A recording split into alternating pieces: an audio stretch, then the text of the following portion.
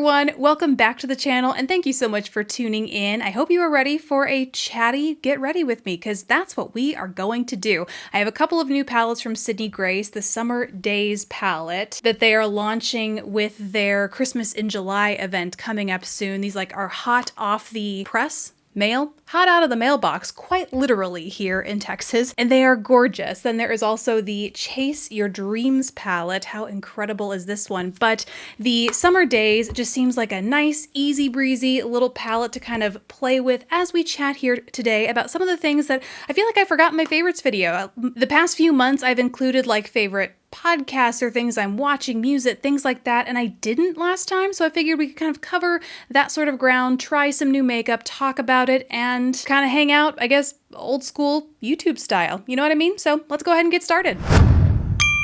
So first I want to start with the shade Break of Day up here in the corner as my crease shade. This is on a Wet n Wild P20 brush. I'm just going to sweep that through my crease. I am not wearing any primer. Oh, got an eyelash. I'm not wearing any primer on my lids today because I'll be honest, it is late in the afternoon as I film this. I've been doing voiceover stuff for most of the day, and so this is really just for me. And at this point, especially for those of us who still don't have to go into an office or have always worked from home, isn't it always just for us? So bottom line is this makeup doesn't have long or far to go in the day, so I'm not priming my eyes. And typically with Sydney Grace, their stuff is so super duper pigmented that I don't see that as affecting the formula if I don't use one. With this palette, Sydney Grace actually did the exact same thing they did with their Enduring Love palette, which is that they created two, basically, same color stories, but one for light medium skin tones, this is the light medium, and one for deeper skin tones, and the differences being in the three shadows up here in the corner.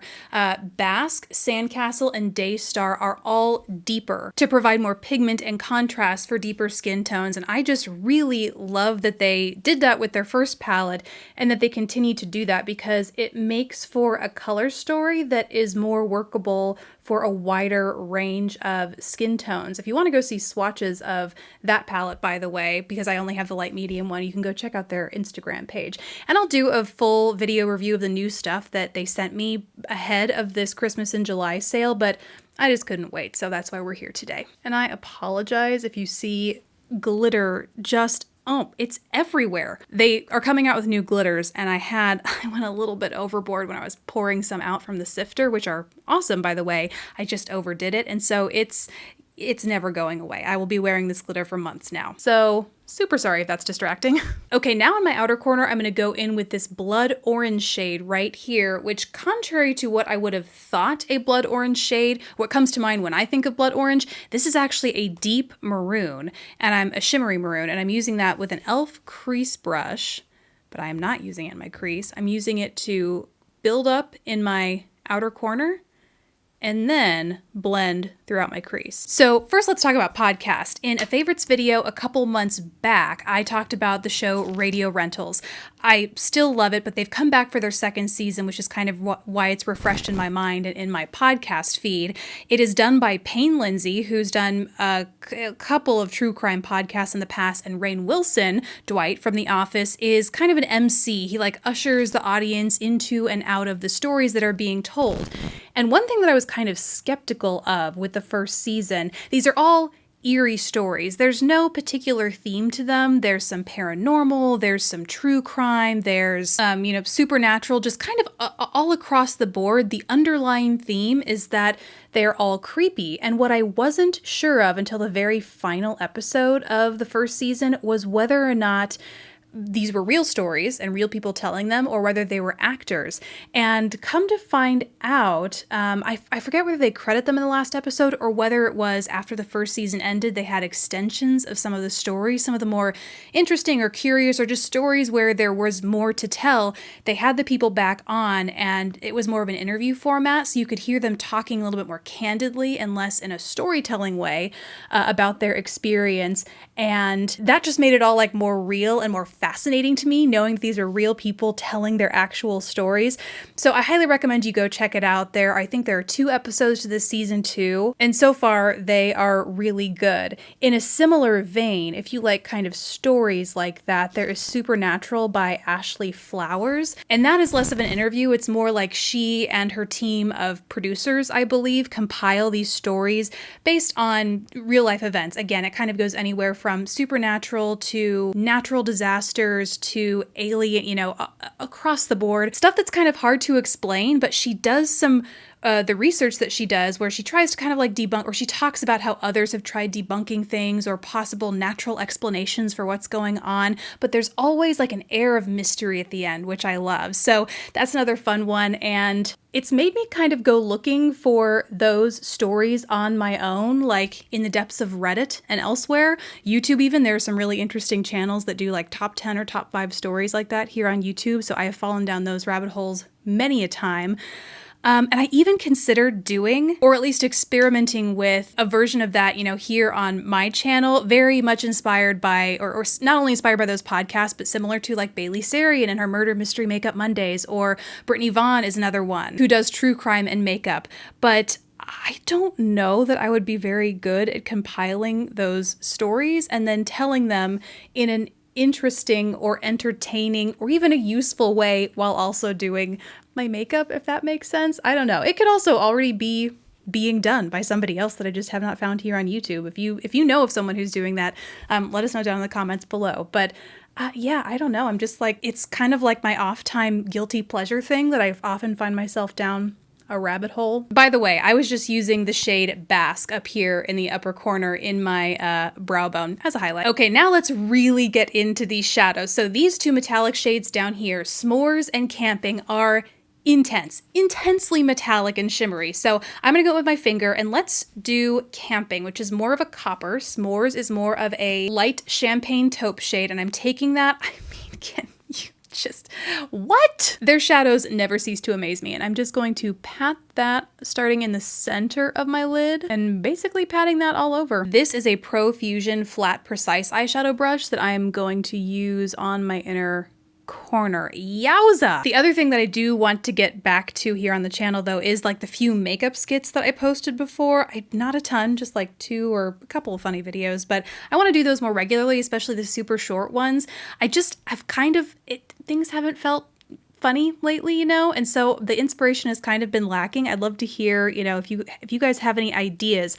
I guess, what are your everyday pains and struggles with makeup? Because that's the kind of stuff that's where the humor really lies. So I have like a little running list of things that, I write down as they happen, where you're like, why do we do this? Why does that happen? Like makeup brush cleaning, how they just seem to multiply. Whenever it comes time to clean them, you suddenly have 10 times more brushes than you even knew you owned. That kind of stuff. If you have any of those ideas, or just, I'd love to hear that from you down in the comments. Last, to really deepen up that outer corner, I'm going in with the shade Cherry Picking right here with a brush that is so old I have no idea where it is from, but it's basically like a smaller flat shader, one that's good for fitting more precisely in your outer corner, because I'm going to use that to really build up the pigment and add some dramatic shadow out there, as well as pull that down along my lower lash line. In a similar vein as those sort of supernatural, unexplainable podcasts, who has been watching Unsolved Mysteries on Netflix? The most fascinating and frustrating because they're unsolved, and some of the most tragic stories. Like, you just hope that that kind of visibility leads to help and closure for the people involved in those things. That UFO story, though, that was kind of something else. Very interesting. Okay, so that is the eyeshadow look done. Now on to my least favorite part of applying makeup, mascara. I'm gonna go in with my Ofra HD Volumizing Mascara. They recently sent this along with a bunch of other things my way that I've kind of been slowly making my way through. But so far I've actually really liked this mascara, although I haven't used it a ton because I've been very into my Moitié lashes, which honestly, this mascara is good, but I still want to put another set of those Moitié lashes on soon, because at this, it's an addiction. Once you have some sort of lash extension or false lash thing that you can wake up every day and not have to touch your lashes and they just look beautifully glam and perfect, it's hard to not just want that always. Seriously, like 43 years later. And here we have it. It's definitely, I think it's more of a lengthening mascara. I don't notice it curling as much. And I do struggle a little bit with the separation. Like that's what takes me most of the time with this mascara, I think, is that, as I layer it up and I get more product on to get the volume that I like, because I like mascaras that tend to be more volumizing, then it starts to get clumpy. And it's that delicate balance of declumping, but adding product, then declumping, then adding product. So it's a process. All right, eyes done. Now let's get into foundation. I'm gonna use my Pat McGrath Skin Fetish Sublime Perfection Foundation in the shade Light Medium 10. I do about 2 pumps of that, although it tends to be quite a bit. And then this is a Smashbox stippling foundation brush. Ooh, now let's talk about books. So I recently jumped back into The Confidence Game by Maria Konnikova. Yes, that is a bookmark. That is a tissue. And I picked it up based on a recommendation from Karen of My Favorite Murder fame. And it's basically about con artists and why people fall for cons and the psychology behind conning, I guess. It's pretty interesting. But I say going back to because I took a break because, hold on, I'm just gonna grab a face halo because that ended up being way too much foundation. I didn't use like half of what I pumped in out of that. I took a break because I started reading An Indigenous People's History of the United States based on, I believe I found it on one of the lists floating around out there of like anti-racist literature. And so I checked that out from the library, but I didn't realize as I was checking it out that it was the for young people's book. So there is that version and then there is an adult version, I suppose, and I didn't realize I was getting the young people's version. I highly recommend it. It's a very eye-opening book if that is not a history that you were taught, or certainly from that perspective. It's an amazing book and I highly recommend it. But what I didn't appreciate about the style of books written for young people, high schoolers, college level even, I mean, it's like about that level, is the sections that they have built in to create conversation, not just conversation, but like incite critical thinking. And that book especially had things about current events and how to kind of like putting in the context of what the book was teaching you, how to think about those things and just kind of like food for thought. And adult books don't do that. And why not? It makes the reading so much more engaging and insightful when it encourages you, I think, to like pause and sort of think about what you're reading and apply that thinking. It's super,